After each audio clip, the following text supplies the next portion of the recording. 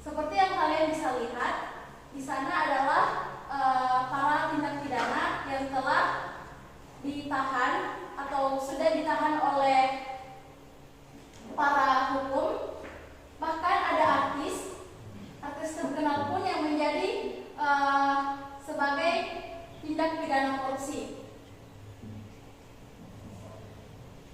Di Indonesia sendiri, tindak korupsi seperti sebuah penyakit kanker ganas yang menjalar ke sel-sel organ publik, menjangkit ke lembaga-lembaga tinggi negara seperti DPR, apalagi mengingat di akhir masa Orde Baru, korupsi hampir kita temui di mana-mana, mulai dari pejabat tinggi sampai di kalangan artis.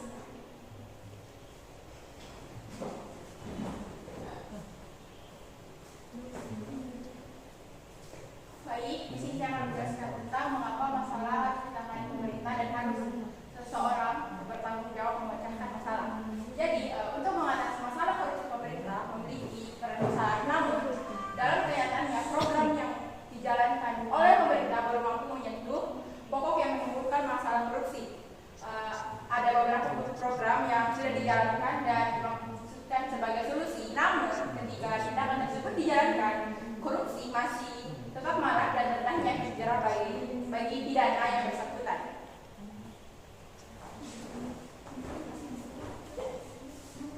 Nah, selanjutnya di sini saya akan menjelaskan tentang adakah kebijakan tentang masalah tersebut. Nah, salah satu upaya yang dilakukan oleh pemerintah adalah dalam melakukan pemberantasan korupsi, yaitu dengan melalui tindakan pencegahan. Nah, tindakan pencegahan ini dimaksudkan agar masyarakat memiliki benteng diri yang kuat, agar masyarakat memiliki benteng diri yang kuat guna terhindar dari perbuatan yang mencerminkan tindakan korupsi di dalam kehidupan sehari-hari.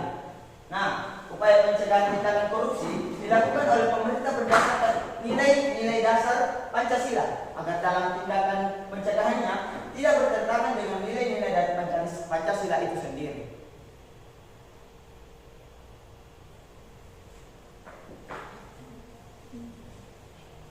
Nah, yang pertama yaitu penanaman semangat nasional. Nah, kita harus menanamkan semangat nasional dalam diri kita agar kita semangat dalam membangun negeri ini menjadi lebih baik.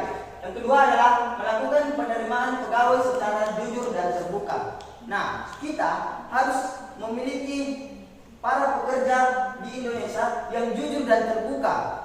Selanjutnya nomor 3 yaitu himbauan kepada masyarakat. Nah, kita harus menghimbau kepada masyarakat agar dapat menjauhi dari korupsi-korupsi tersebut, hal-hal yang kotor. Yang keempat adalah penguasaan kesejahteraan masyarakat. Nah, apabila seorang itu sudah sejahtera, mana mungkinlah orang tersebut mau melakukan korupsi. Pasti orang-orang yang melakukan korupsi itu adalah orang yang merasa tidak cukup. Nah, dan yang terakhir adalah pencatatan ulang aset. Nah, ini digunakan agar bisa mengetahui seperti pejabat-pejabat tinggi dicatat asetnya agar mencegah korupsi. Bisa jadi seketika kalau tidak dicatat asetnya itu, maka tiba-tiba asetnya akan bertambah secara drastis. Nah, itu akan dipertanyakan dari mana aset tersebut didapatkan. Nah, selanjutnya teman saya Andinda Mulia Rahmat akan menjelaskan tentang nomor 5. Di sini saya akan menjelaskan tentang adakah perbedaan pendapat siapa organisasi yang berpihak pada masalah ini. Sangat mungkin ada juga, karena banyak orang yang ragu setelah diberi jabaran mereka meminta hartanya juga dengan uang haram untuk mengambil keuntungan besar. Sebagian merupakan orang yang besar dan pejabat.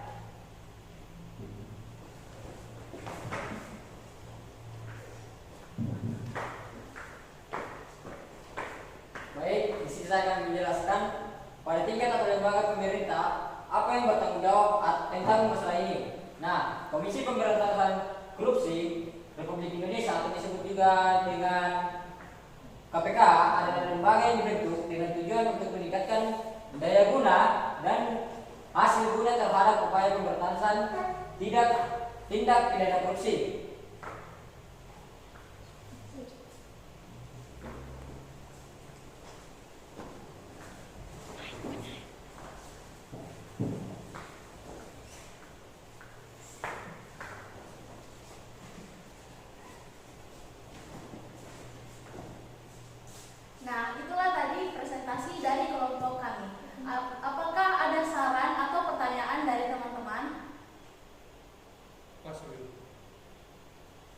sepertinya tidak ada. Kami tutup dengan ucapan wabillahi taufiq wal hidayah. Wassalamualaikum warahmatullahi wabarakatuh. Assalamualaikum warahmatullahi wabarakatuh. Nah, di sini kami dari kelompok 2 akan membahas yaitu makin meningkatnya tindak pidana korupsi oleh para pejabat. Nah, perkenalkan, nama saya Nurul Fakir Basra, di samping saya Rizky Rahma dan di samping saya Nur Fadila Faisal. Saya Muhammad Fadil Kadri, di samping saya Muhammad Yasin Kadir, dan terakhir Ade Sastra Apun. Nah, langsung saja kita masuk ke materi. Nah, di sini saya akan menjelaskan materi yaitu tindak pidana korupsi. Nah, tindak pidana korupsi di Indonesia sudah meluas dalam masyarakat. Perkembangannya terus meningkat dari tahun ke tahun, baik dari jumlah kasus yang terjadi dan jumlah kerugian keuangan negara maupun dari segi kualitas. Tindak pidana yang dilakukan semakin sistematis dari lingkupnya yang memasuki seluruh aspek kehidupan masyarakat. Nah, meningkatnya tindak pidana korupsi yang tidak terkendali akan membawa bencana tidak saja terhadap kehidupan perekonomian nasional, tetapi juga pada kehidupan berbangsa dan bernegara pada umumnya. Nah, selanjutnya.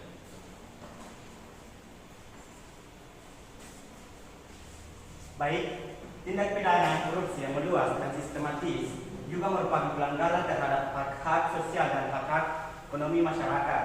Dan karena itu semua, maka tindak pidana korupsi tidak lagi dapat digolongkan sebagai kejahatan biasa, melainkan telah menjadi suatu kejahatan luar biasa.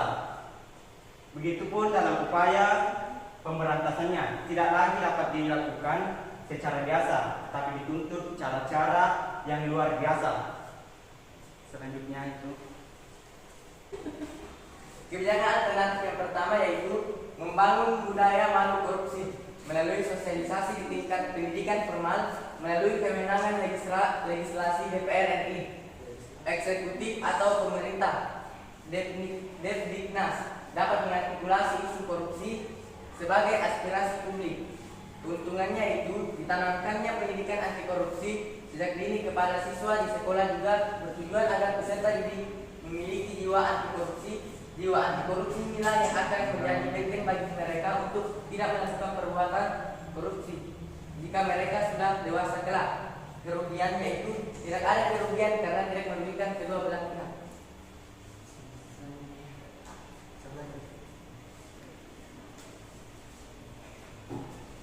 Oke, yang kedua itu perlu diaktualisasikan pemberian sanksi sosial kepada siapa saja yang ketahuan atau terbukti berperilaku korupsi, memberi suap, menerima suap, dan nepotisme. Keuntungannya itu lebih diperhatikannya hak-hak tersangka dan terdakwa.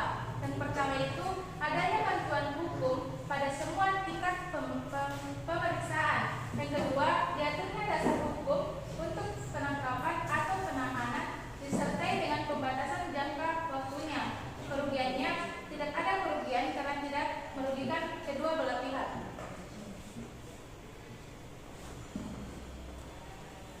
Nah, yang ketiga, alternatif pembuktian terbalik.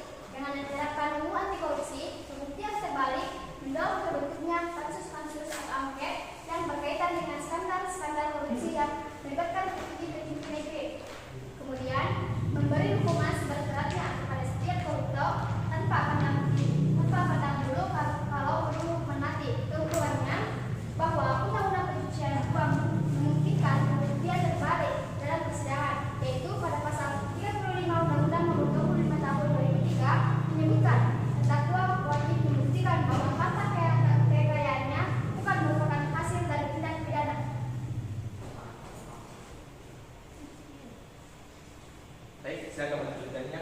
Kerugian itu adalah dalam penerapannya sistem pembuktian terbalik belum dilakukan secara optimal oleh penuntut umum dan hakim dalam persidangan perkara korupsi.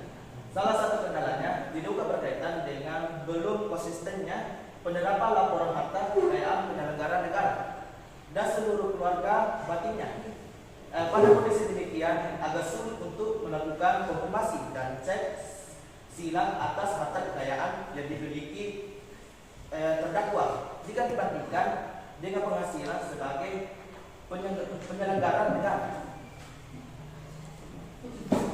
Nah,